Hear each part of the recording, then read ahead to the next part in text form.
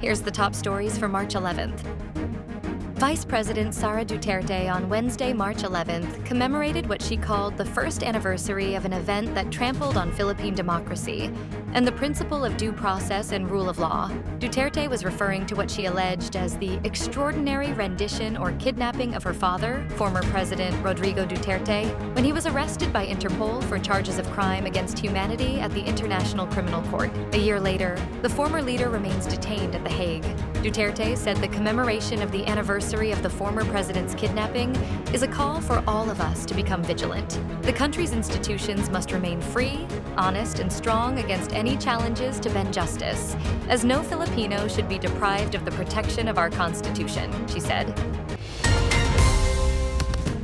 The Department of Energy has proposed allowing limited imports of biofuels to help lower gasoline pump prices amid rising global oil costs. During a Senate Committee on Energy hearing, Energy Secretary Sharon Garin said the country still has a sufficient supply of refined products such as gasoline, kerosene, and diesel to last until April. She noted that geopolitical tensions in the Middle East continue to pose risks. The hearing tackled Senate Bill number 1485, otherwise known as the Biofuel Act of 2006. The proposed measure seeks to reduce fuel prices by suspending the implementation of the biofuel blend requirement of gasoline and diesel for a year if the price of blended gasoline or diesel is at least 5% as compared with pure gasoline or diesel engine fuels. President Marcos said the government is arranging chartered flights to bring home overseas Filipino workers who wish to return to the Philippines amid the ongoing conflict in the Middle East. Speaking to reporters in New York before departing for Manila on Tuesday, March 10th in New York time, the president said the government continues to monitor the situation and is preparing evacuation arrangements for Filipinos who want to go home. He noted that OFWs are being assisted and protected by the governments of the countries where they are working. Marcos said the Philippine government's main option is to facilitate the return of Filipinos who choose to leave the affected areas. To support this effort, the government is planning charter flights from key locations in the Middle East. Marcos said one flight is being arranged from Riyadh to carry Filipinos from Saudi Arabia, Kuwait, and Bahrain. Another chartered flight is being prepared from Fujairah in the United Arab Emirates to transport OFWs based in Dubai and nearby areas.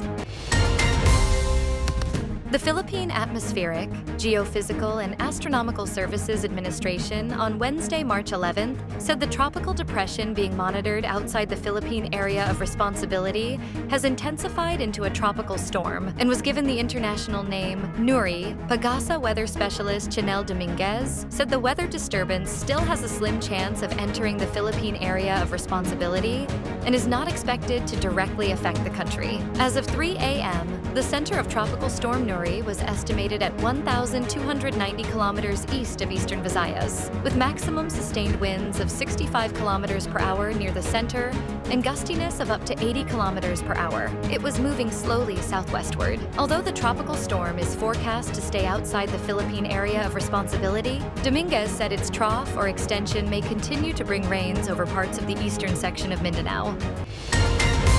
Iran launched new attacks Tuesday at Gulf Arab countries as it keeps up pressure on the region, while 5 pro-Iranian militants were killed by an airstrike in northern Iraq. Incoming missile sirens sounded early in the morning in Dubai, in the United Arab Emirates, and Bahrain, while Saudi Arabia said it had destroyed 2 drones over its oil-rich eastern region, and Kuwait's National Guard said it had shot down 6 drones. In addition to firing missiles and drones at Israel and American bases in the region, Iran has also been targeting energy infrastructure, which, combined with its stranglehold on the Strait of Hormuz, has sent oil prices soaring.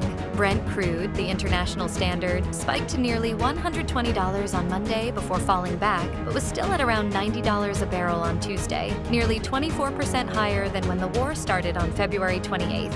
U.S. President Donald Trump, who has previously said that the war could last for a month or longer, on Tuesday sought to downplay growing fears that it could be a long-term regional conflict, saying it was going to be a short-term excursion.